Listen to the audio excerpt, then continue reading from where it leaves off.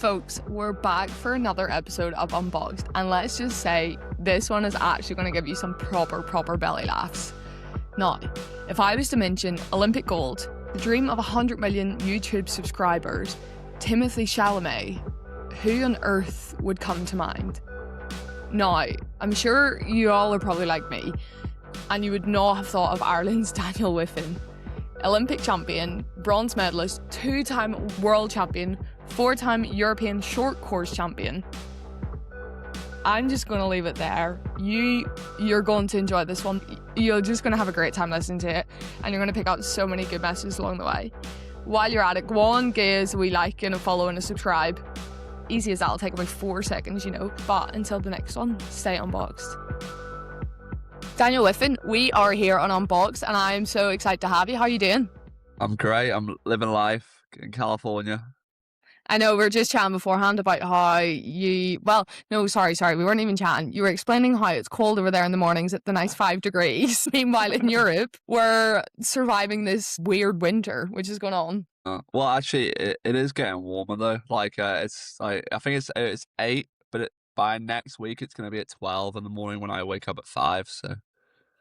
Fair, that's something you have to deal with, waking up at 5, I guess. The rest of the world, when we roll out of bed, it'll be a bit later on. But yeah, how's California going? You just moved there recently, so over there training and stuff?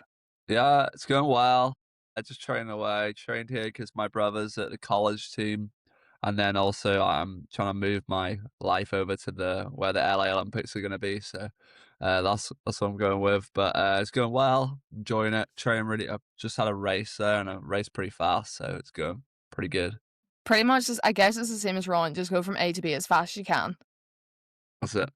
And don't sink. Yeah, don't sink. Okay, we're going to get into the thick of it to begin with. Describe your sporting career in one word. Ongoing. Oh, that's good. Oh, yeah, I like that. Okay, we've got Unbox 11. It's quick. Well, you can do whatever fire you want, to be honest. We've had all sorts, okay? So what's one word your teammates would use to describe you?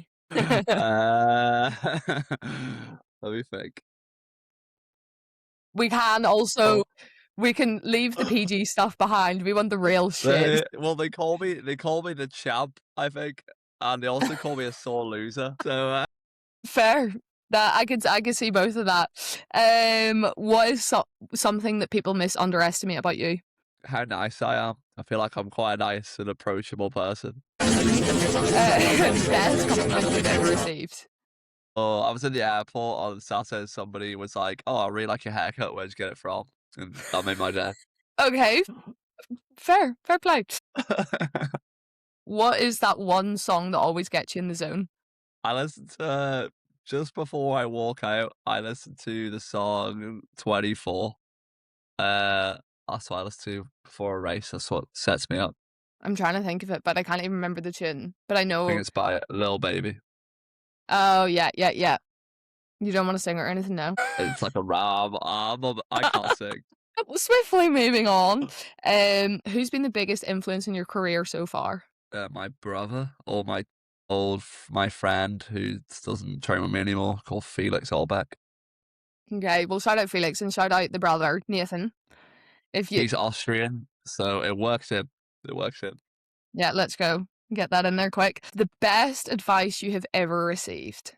So when I started my university career in Loughborough, my training partner Felix told me that I could be great one day. All I had to do was just try as hard as possible, and that ever since that day I never stopped trying. At every session I went as hard as possible, and he's the reason why.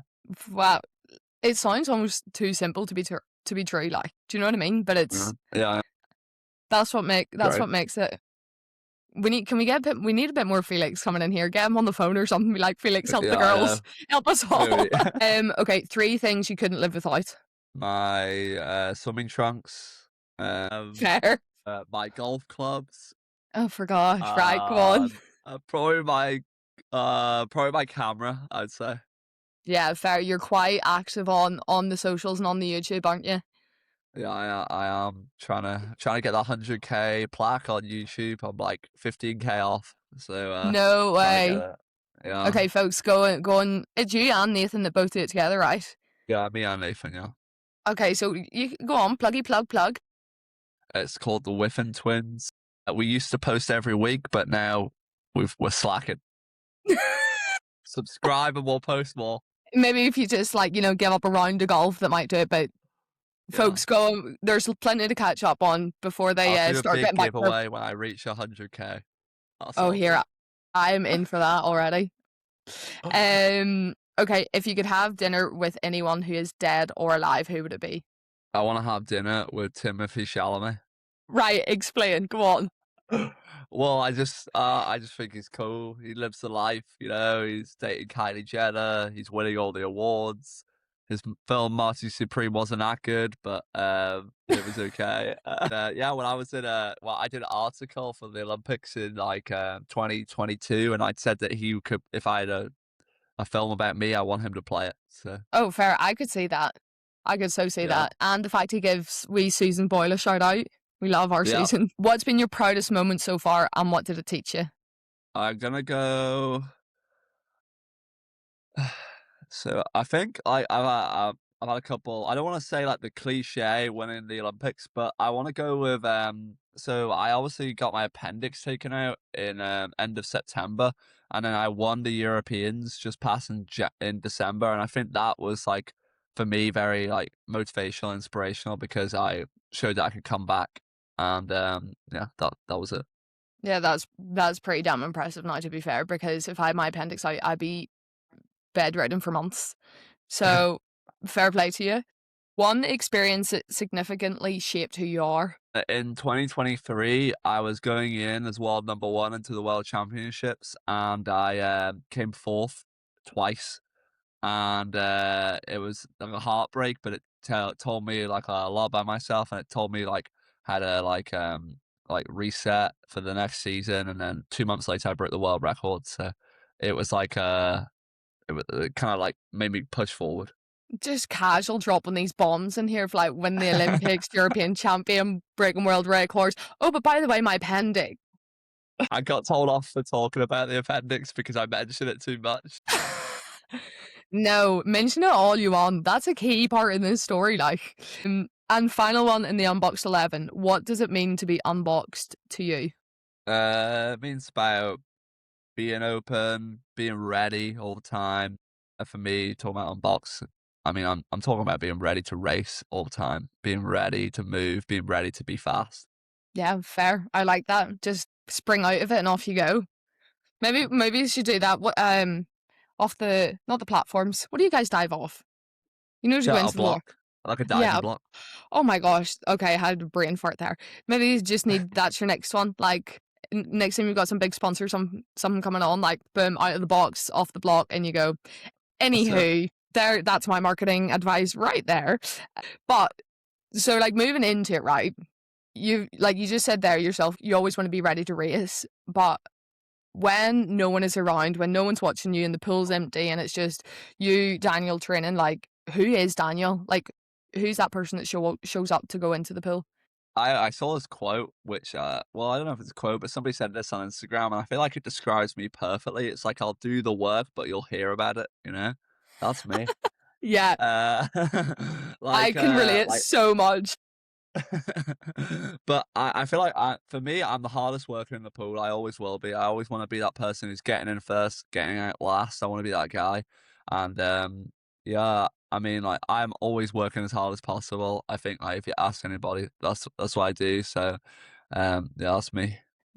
Do you think that that's changed slightly in the past couple of years? Like how you see yourself going into those, like whenever you're going into work or going into the pool, like do you think, especially now because you've achieved so much, like you've literally achieved quite a damn lot. Do you think you have to give more in what you're doing, or do you think what you're doing now is enough? Well, I think after the Olympics, I had this whole year where like I was trying, but I don't feel like I was trying hard enough. I felt like I'd maybe could step back. So when I moved to California, then obviously I got wiped out of the world champ, so I never actually got to see if the work I put in was going to work because I went in and my appendix blew up basically. So the next season, I felt like I was still in that limbo mode of like not trying as hard. And then recently I was just at a training camp in Colorado at altitude, and we got a good group of guys, and we got this freshman guy who's coming up. He's 18, and he is going really fast. He was pushing me at the competition there at the weekend, and I was always making these excuses saying I'm too old. I'm too old to be I'm too old to be going that fast and training and stuff like that. But then I came back off this competition and I realized that I'm actually only 24 years old. Like peak age in swimming is 28. I really can push it as much as I want. So that's what I'm going for. What was it that allowed you, or like made the switch in yourself? Like you said, you went from that limbo mode, like post being wiped out, um, to then now you're like, no, I am so young. What was it that you did or thought or seen or to get you to make that switch for yourself? I was talking to some people who I haven't seen in a while when I was in Texas, and then I was talking to them about it, and then they were like one of we have a famous coach in swimming called Bob Bowman. He was Michael Phelps's coach, and he said that the older you get, the more you need to do. Where a lot of the time people think it's the less you need to do because you've got that big bank of work already done from your younger years. So for me, that kind of flipped my switch to think that I need to do more. Yeah, especially if you have someone who is like trained the best swimmer the world has ever seen. Yeah, In my opinion, I'm gonna say that. I don't know. We could throw a few bombs in there, be controversial, but but like it's if me. you've It's me. sorry, yes, I mean Daniel Wiffen, the best swimmer the world has ever seen yet. No, but like when you have someone who is telling you that sort of information, surely that must give you so much confidence that like, okay, you're getting the best person training you. It's coming from success. It's not as if he's just whipping out of thin air. Yeah, no, I agree. Yeah, that's that. Honestly, when I heard that, I just made me want to go and train as fast as possible. Fair enough. Do you ever feel that like swimming takes up so much of your time that you almost, well, even though you golf 3 rounds a week, that there's less, that you don't have enough time to figure out who you are outside of swimming? Yeah, swimming is like that is my personality. Like I don't have a life outside of swimming because we do it. I'm in like 30 hours a week of just training in the pool, like, and I don't do anything outside of swimming bar play golf. And when I play golf, I play with other swimmers. So like I live with other swimmers, so I'm never alone without the pool. So, but I'm okay. Like I'm happy. That's my personality. I've been doing it my whole life, and if I didn't enjoy it, I wouldn't do it. So for me, it's perfect. Is it something that you felt like I don't yeah, in love with straight away, like whenever you get into the pool when you were younger, or is it like, oh, why am I doing this? Why are my parents making me go here? Yeah, no, I don't really. To be honest, I feel like swimming is kind of a community. So my parents never did sport, and my older brother, when he was in our school in Armagh, he was like went Up and joined the Armagh. school's gala. Yeah.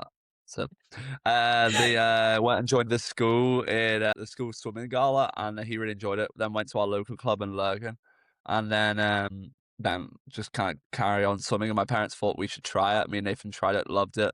And I think that you get that sense of community because all my friends are there. Like I don't have friends outside of the pool. Well, I maybe have one who I met on the golf course, but like other than that, like all of my friends are all just from swimming, and like my parents were involved in the bubble. Like all the dads would sit at 4:30 in the morning, drop us off at training, sit up at the top of the stands and work at that time in the morning. So it was always like it's a big community. Do you have like so many fond memories that you can look back on and just cherish as from being a swimmer? Yeah, like it's like because it's basically been my whole life. Like I started swimming when I was 7, so like it's been so long. But I only swam for fun as well. Like I swam from 7 till 12. I didn't even compete. I just trained because I enjoyed it. And when I turned 12, I started competing a bit. But like then, yeah. So I honestly, that's all I've ever known. So every memory's great. Were you any good when you were younger? Uh, You can blow your own trumpet here, but like, sure, like at like what I don't. point did you realize you were good? It depends what you classify as good because I wouldn't. I'm quite a high standard person. So when like people say to me, or like they always say, "Oh, do you think I'm good?" And I like be brutally honest and think, "Oh, yeah, I think you're okay." Like, I'm here because for I wouldn't that. even call. I don't even call myself like good. I think I'm like okay. Like I can be better.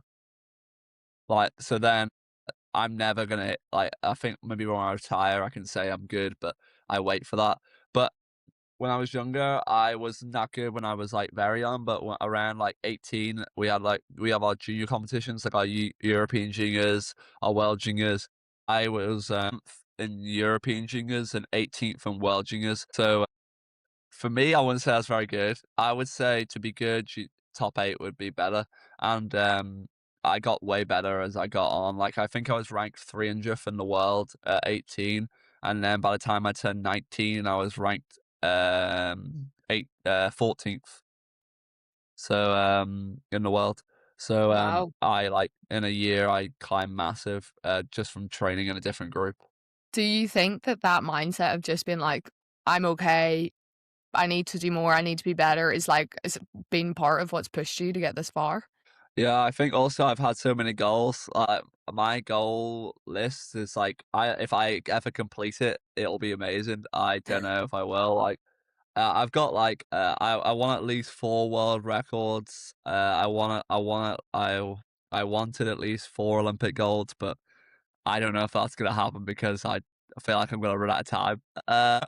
We'll But see. like We'll what see. so what other like distances would you, so like 1500 is your main, that's like your bread and 800. butter, that Well, 800? 800, 800 and 1500 are kind of the same. Like, so I won the 800, I got bronze in the 1500. But I wouldn't for me, necessarily say that's the same. I think there's a few meters difference in there. yeah, the race strategy is very similar. That's why I say it's the same. Okay. So for me, the 800 is technically on paper. I'm the Olympic record holder and I have the world record. It technically is my better event. My favorite event is the 1500.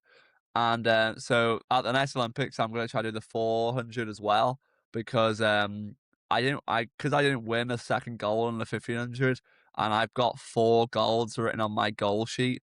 I need to add another event to try and make the 4 golds. Yeah. Yeah. Yeah, I don't even know how to like follow on from that. I'm like, that's an insane. But like, I feel it's only in swimming that you would ever hear of. Okay, well, I'm gonna do is like 4 extreme like distances. Yeah. Okay, might be similar race strategies, but it's not the same. Like, could you imagine saying to like an 800-meter runner, being like, okay, you're going to do the 400 and the 1500? Like, I feel they do one or Yeah. the other, but then to just whip out and be like, I'm just gonna try it and see. Well, some runners do like they do that. Like I know Jakob Ingebrigtsen does that, but like swimming is like I the distances are a bit closer, so it's actually not that bad. It's like basically just double the time swimming is what it is. But and then I tried the 10K as well. I was gonna try take that seriously, but because in Paris I had such a bad experience and I nearly died after the race. I don't know if I want to go back to the open water. No, that is completely fair. Like the open water there was disgusting. Disgusting. Yeah, yeah. Well, I was in hospital for 3 days, so Yeah, because you missed your champions walk and everything, right? I made the Champions Walk because I did it in between the pool and the open water. I did something good there. Mm, Yeah, I missed holding the flag and the closing. That's what it was. I knew there was something that you missed. Okay, so for those that don't know, Daniel had thank the Lord or anyone who's listening that you'd already swam in the pool before you went Yeah, outside. Could you imagine if doing that like you were outside first and I wouldn't have done it though. I wouldn't have done the open water if it was before the pool. oh fair, okay. Because pool was priority. Yeah, it is. Yeah, well, technically, I don't know if I'm Ireland's first ever dual sport Olympian, but because open water is a different sport, I'm technically a dual sport Olympian. Take it, we're running with that. Yeah. Verse we heard it here first. Daniel Wiffen is Ireland's first dual Olympian. The end. Your brother, you mentioned Nathan quite a lot. He's obviously, well, okay, for those who don't know, again, twins, and I'm still working on how to figure out how to tell you apart, but I'm terrible at that. But your relationship with your brother is obviously very important to you. You're now training together over in California. How do you see that? Is it very competitive? Do you support each other? Do you try and drive each other along? But obviously you have your own individual goals. How does that relationship go? Yeah, like, well, it started off with my parents. I'll bring a whole backstory here. So I'm here for it. when we were younger, me and Nathan had to be separated. Nathan took 2 events, I took 2 events because we couldn't do the same thing because we were too competitive. So, later in life, I started going really successful. Then Nathan was doing backstroke, and then he realized that he wanted to do distance swimming, same as me. So then about 2.5 years 3 years ago, he switched to distance swimming, and then, we started training together, and we started racing each other, and ever since then, like, we've kind of both got really good because, like, we keep pushing each other, like, to the max, and Nathan can say stuff to me that nobody else can say, and I can do the same thing to him. Like, nobody's ever gonna be able to throw me off in a race because nobody can say stuff that's already been said to me. So when we're training, it's this great atmosphere, but, especially this year because we moved to California, a lot more people. Like my best friend Lucas, who lives with us, he's from Belgium. I've known him for such a long time. He's basically like a brother as well, and he gets involved in this too. And then a lot of the people in America have now started getting involved in it too. So everybody's just shouting insults at each other for across the pool and trying to make each other faster. So our group has like become this massive like. It's probably one of the best groups in the world right now for distance swimming, and it's just getting better and better because of this environment that me and Nathan brought into this group. And yeah, so me and Nathan are very competitive. We I give him a lot of credit. I give him 40% of my Olympic gold medal. So Only the 40. only Actually, 40. He got 40. I got 40. My parents got 20. Oh, oh, sorry. fair. I gotta give some to my coach. I'll give my parents got 15. And my coach got 5%. Yeah, I appreciate this breakdown. I think it also just goes to show that, like, the type of sport that swimming is, but also probably the type of person that you are, that you understand that it's not just you and yourself, it takes such a community around you. As you say, you've probably got the best distance group training with you. And I could imagine if you didn't have that, it'd be very difficult. Yeah, yeah, like, I wouldn't be the athlete I am today without the people I've trained with, all the people I've worked with, it's crazy to think, like, right at the most amount of people I've ever had on my team, like, who works on me is the biggest it's ever been this year. Like, I've got a nutritionist, I've got a coach, a physiotherapist, a massage therapist, a psychologist, and then you count my parents, my brother, my training partners, like, it's massive. That is huge. I've got a trainer as well. Yeah. Oh It's my crazy. gosh. That's insane. But also, I think it goes to show that that stuff, especially for, like, I don't want to say non-serious sports, but like unless you're like basketball, football, all those like huge sports with a lot of money coming in, that stuff isn't a given. The Yeah. rest of us are literally trying to fight to make it to that top level, and it's only once you reach that top level that you're like, oh, now you're finally good enough. Maybe we'll give you this, this, and this. Yeah, it's true. Do you think that support, having all those people, so that support system of like the nutritionist, the trainer, the physio, everything is going to help progress you even more? Yeah, so, like, I never used a nutritionist before, or I had, but I thought they were, like, terrible. I hate nutritionists, to be honest. And then I started working with the, Red Bull LA nutritionist, Craig. Big shout out to Craig. Unbelievable, honestly, like, the things that Craig honestly, if I could show you, they got Red Bull have this nutrition app, right? And, Craig is plugging in my meals for the week. He gives me a shopping list. It's to the exact calories I need. I'm on a weight cut right now, so he's cut the weight appropriately. He makes up the recipes himself. Like, it is amazing. I met him for the first time in November. I went down to LA. It's only like I thought it was close. It's a 6 hour drive or an hour flight. So even though we're in the same state, it's still really long. Oh, But I went down there. The Red Bull, I could actually, since we're both Red Bull, we can talk yeah. about. I've been to the LA center and I've been Chin to the chin, shout Austria out Red center. Bull. Yeah. I've been to both of the APC. Have you been to the LA APC? No, I wish. I need to get on to Stephen. Stephen, Yeah. for those that don't know, is our Red Bull manager here in Ireland, and he's pretty good, right? He's Yeah. honestly amazing. He just wants to support us in doing the best that we can. So I need to get on to him to tell him that I need to go to LA. Yeah, you should go because, well, I actually personally think the Austria setup is better. I Okay, go like on. I'm the curious. I think the food, like, if I'm gonna go through it, like, the LA center is really modern, but Mhm. it's not that big. But I like the Austria setup was pretty cool. Also, I'm a bit biased, right? because when I went to Austria for a week and went to visit. I went to LA for a day, but in Austria you get to stay in a hotel, where in the LA one you have to stay in athlete housing, so you share with the other athletes.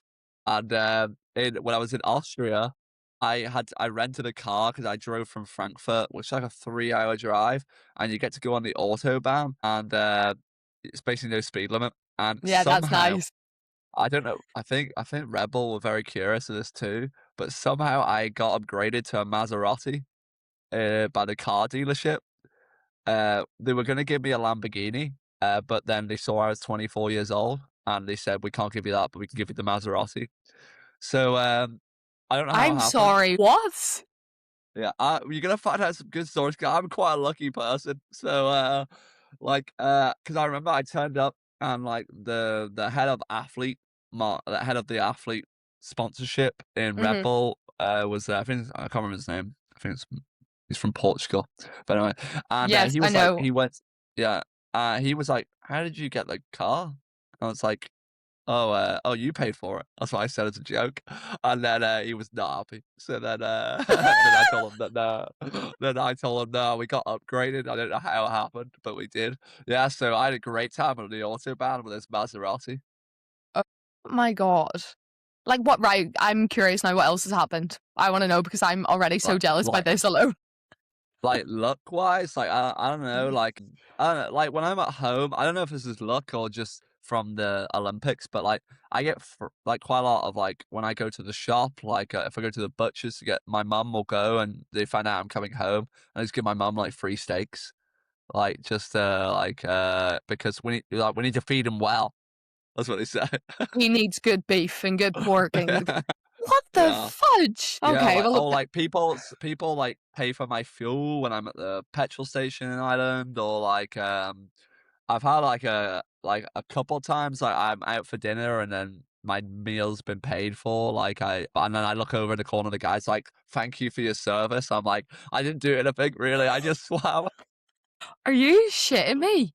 Oh my God. Yeah, Okay, well, if you ever see those people, tell them there's just like a hockey goalkeeper out here trying her damnedest to get that gold medal as well. yeah. Holy shit. Oh my, yeah, I'm so jealous. That's all I can say. I'm not gonna lie to you. I'm very, very jealous. But anyway, hold up. Quick pause. Back to the whole Red Bull thing. Yeah, Two things. One, can you connect me with Craig? Because he seems amazing. yeah, I would just like my nutrition handled like that. I just need someone to tell me what I have to buy and what I have to eat. I love food. yeah, And my problem is I go to supermarkets and I see things and I buy them. yeah, I'm like that too, but, in California, they don't have the shop I go to is, like, the healthiest shop ever. Where do you Like, go? Whole Foods? no, it's called Berkeley Bowl. It's like, honestly, it's the weirdest place I've been in my life. The veg section is 2/3 of the shop. Wow. Yeah, Interesting. like, it's crazy that you should see the amount of types of grapes they have here. That's what I was amazed at. There must be, No, like, 20 different types. have you had the candy floss grapes? Yeah, I have. They're one of my favorites from over there. I did enjoy They those. are good. I also like yeah, they do, like, a candy floss apple too. Like, I don't know how it's flavored like that, but yeah. That's just standard America, folks. Straight in with the sugar flavors on the fruit and the Yeah, veg. So you mentioned it a little bit earlier. You love your camera and the YouTube. yeah. Go follow. Pluggy plug plug plug. What got you into doing that? It's so different to swimming. That kind of creative side. Yeah. What is it that you like? Well, so when I moved in my last year of high school, we had COVID, so I was lucky I didn't have to take my A levels. So I'm sorry. they Like, just what on earth is this? this is more luck, I guess, maybe. But Yeah, literally. I did take ASs, so they just took my AS grades and gave them as A levels. So, so anyway, I had to move down to Dublin to train in a national centre. Um, I think I was only training for 2 months anyway because the COVID then shut down the whole of the thing, the whole world. So basically, then Casually. I was doing online. I forgot where I was going with the story. YouTube, COVID, That was it. Yeah, sorry. Yeah, moving yeah, to that was Dublin. it. Yeah. Right, so I moved on, and my mum wanted to know what I was doing during the day because she had Mhm. never, like, she couldn't see me, and, me and if we were cooking for ourselves and so that. So she was like, "Can you film it and put it on YouTube?" So then I started doing it, and then ever since then, I just kept filming. No way. Yeah, So I what, basically got, like, literally a whole, like, vlog from when I was, like, 300th in the world 300th in the ring, ring, world ring, ring, until FaceTime. it's my brother. I know, I was gonna say, it's probably mum calling to be like, "What are you doing? How are you doing? Let me see you." He's just at Target, so he's probably wondering what flavor of juice to get. I don't know. I don't know. But anyway, so then she was doing that. So I basically got this whole vlog of from like when I was like 300th in the world to go all the way up to the winning the Olympics. So it's quite good. Do you like, have you watched any of that back? I can't watch it back. It's cringe. Maybe no, maybe it'll be nice in the future because then it's like you can actually like whenever you retire and you say you've done good, you can look back and be Yeah. like, okay, look, like I did quite all right there to go from that to here. Yeah, I mean, like, I probably privated some of the videos because I didn't like them that much, but, I'm probably the only one that could view them, but, Oh gosh. like, but no, like, I actually last season, I did a documentary series that was, like, 16 parts, and I basically showed, like, everything from qualifying for, world champs to, well, going to the world champs and then dying. That I basically, I was meant to be till I won. It was meant to be to winning, but so Yeah. I didn't get that far. But I documented this whole way to it, and it was pretty good. It went from like 7,000 subscribers to like 75,000 subscribers in Holy shit. so it did really well. And I edited it all myself. I filmed it all myself. I paid for it all myself. It was great. Yeah. That's insane. Like just to one have the confidence to go and do that because also like filming yourself in public especially it's like it takes a lot of courage to do. Like sometimes I stand there and I'm like, okay, I'm never Yeah. going to see these people again, like fuck these people, they'll have to deal with it, and then you go to whip your camera out and then you're like you feel like a sack of spuds. Well, I'm lucky to have a twin because Nathan is filming me while I'm talking. Nathan hates doing it, so he always wants to film. So I don't mind it. I feel like I've got enough confidence in myself at this stage that I can do it. And now I obviously have so many subscribers, so I get used to it. Yeah, like Olympic gold medal, or irrelevant. I want you want the 100. Well, actually, I said this as like, I was being deadly serious. I'd rather have 1 million subscribers on YouTube than win the Olympics. But like people are like, I wasn't joking, but people think I'm joking. Like, I would rather have the world, the 1 million plaque. How much money would you get for that? That's literally what's going around in my head because I'm like, you would make so much money from that. Like, With 1 million subscribers, like you're probably making like maybe like 200 to 300,000 a year, I would say.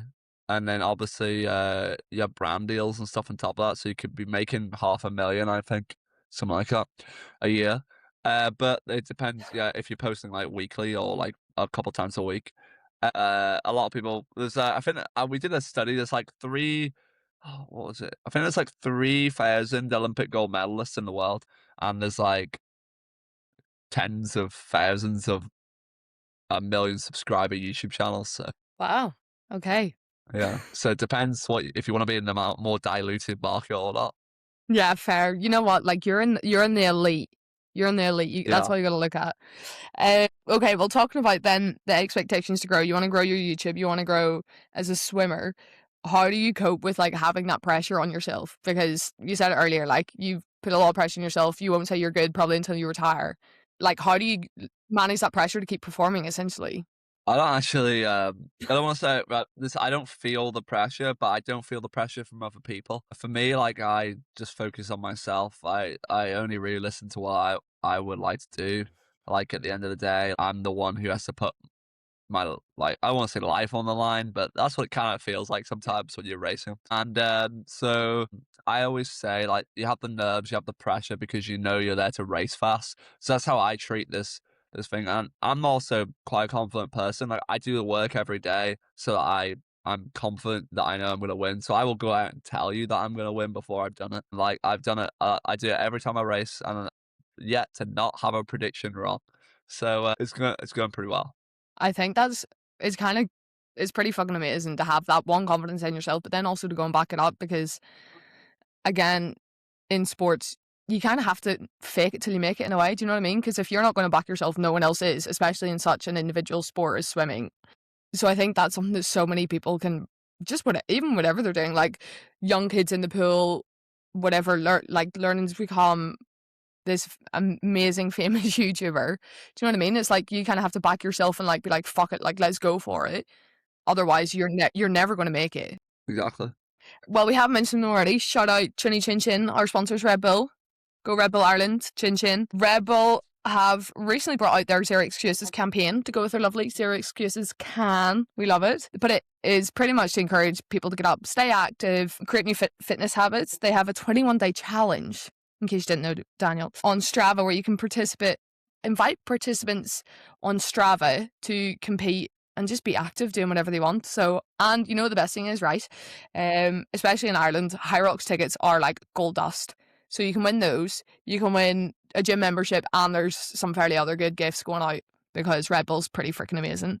But when everything seems stacked against you, what was the moment where you were like, fuck this, I've no excuses, I have to give it my all and get it? I think the Olympics is a great option. I was like going in. Nobody thought I was gonna win. Nobody thought this guy from Ireland was ever gonna progress to win the Olympics, even though I'd won the world champs and I won the Europeans before. But they said the Olympics is like a whole new thing, and I just went. I walked out and I did a walkout where I walked out like this. I wrote my name in the history books was what my walkout was called, and I went and did the job. And for me, that was just to prove everybody wrong. At the World Championships before that, I had a lot of hate on we have a swimming magazine called Swim Swam, and the comments on it are like disgusting. And they say personal things about you, they rage about you, and nobody wanted me to win. So when I walked up for the race, I put the phone up to my ear and I said I was calling up the haters. And then when I won, I put the phone down. And yeah, ever since then, nobody's ever said anything bad about me. That is amazing. Like, honestly, like, I love that you've literally just been like, nah, I'm just gonna call this shit out now and just put an end to that. Like, damn, I love that. Holy shit. Now it makes sense because obviously, like, I've seen you do, like the signing thing and the putting the phone down and stuff, but now it all makes sense on like where that's all come from.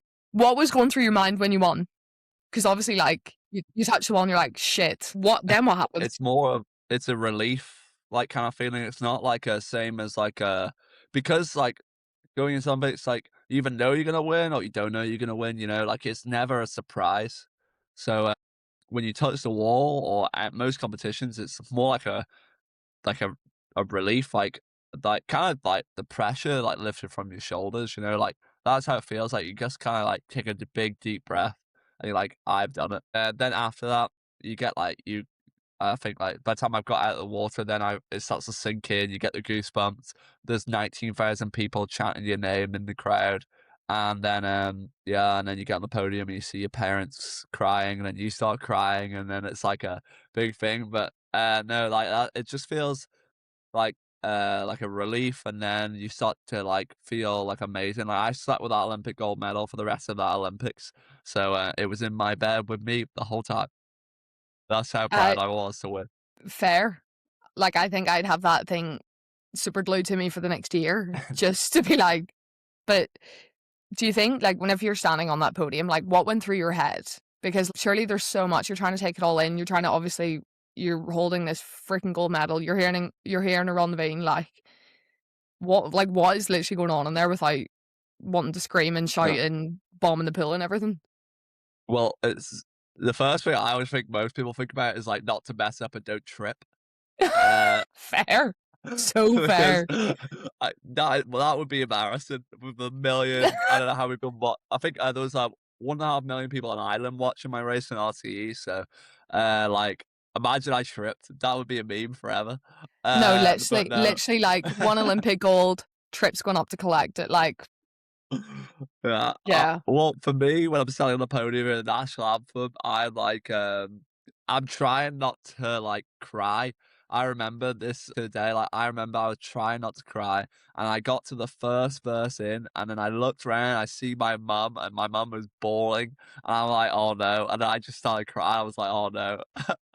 That's what honestly, but, yeah, I was just so happy. I remember seeing, like, I think, like, honestly, half of the arena in, Paris was 90,000 people. I'd say half of it was Irish, like, the amount of Irish flags and support I had. I think because I obviously gone out and said that I was gonna win, that the amount of people that actually bought tickets to go watch, and I was surprised because the swimming tickets are so expensive.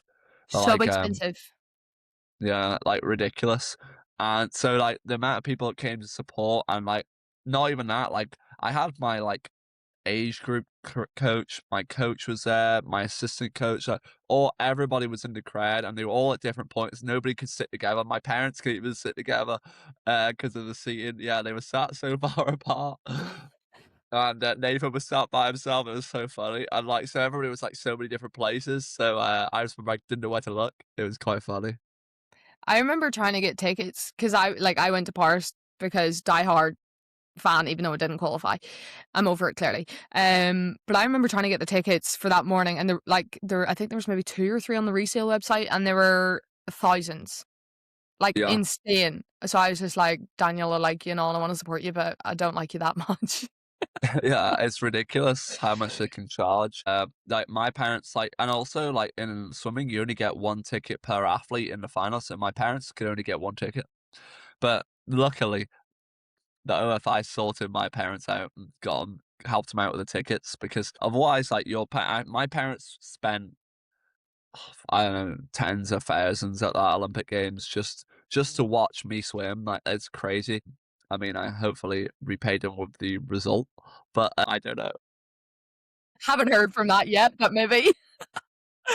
Oh, I know. Do you ever think about that where it's okay, you've had this amazing support from your family going to all these tournaments and supporting you, but obviously there's such a financial burden that comes with that where they will always want to do that, like come and support you, and for them some half the time it's the parents are going on a wee trip and stuff.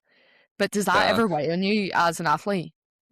For my parents, I started paying for my parents to come to these competitions now because I didn't want them to like pay for these competitions. Like, see, before I even went to Olympics, I for my parents' wedding anniversary, I bought them the whole all-inclusive holiday to Doha to come watch me win the world championships. So I will always pay back my parents. I will always make sure they're there to watch me race because I only swim fast when they're there. So every time they'll be there.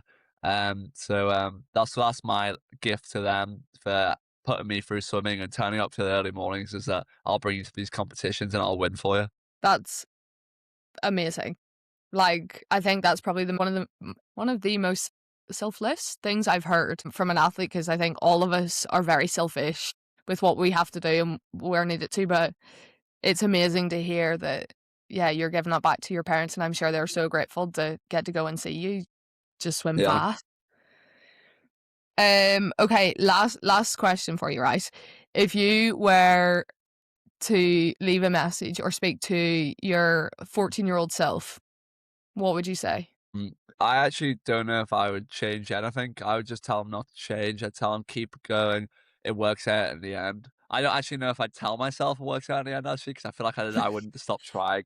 So then I'd just say just stay the same. You never know what's gonna happen. Fair. I love that. Daniel, you are honestly amazing.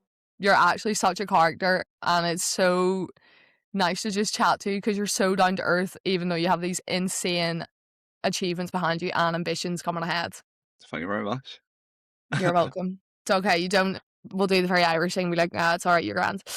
What's next on the What's next on the cards for you? When next comp? Next competition, I've got Irish nationals. They're in the north this time because of Commonwealths, so that'll be good. They're in Bangor, so I know I've got people text me on Instagram. They're flying in from some girl says she's flying in from Poland to come and Wow. watch. So yeah, got a worldwide fan base somehow. Yeah. And then yeah, so they're happening in the 8th till the 12th of April, and then I'll be in America. I'm gonna be in America most of the time because my best friend Felix is getting married in July, my first wedding. I'm a groomsman, so I'm looking forward to that. And then I'm flying, yeah, I also probably shouldn't tell the Commonwealth Games, but I'm flying in 5 days before to do the time adjustment because I'm going to the wedding. So, and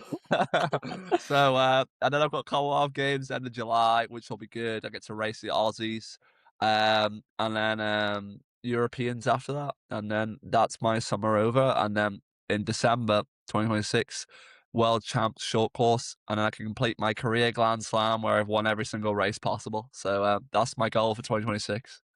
That's a very casual 2026, and I cannot wait to see it all happen. I'm most excited about the Commonwealth Games now that I know the backstory behind it. Daniel, you have been amazing. Thank you so much for even just sharing, like, I'd say 0.6% of you, because you're actually gas crack, and I'm going to go back and watch now everything on YouTube. So for those that have also loved getting to know probably the tiniest part of Daniel and the smallest bit of luck that he has probably received throughout his career, make sure to go and subscribe, follow us on all the platforms, because, you know, live, laugh, love, support a girl trying to do a thing. And yeah, until the next episode, stay unboxed.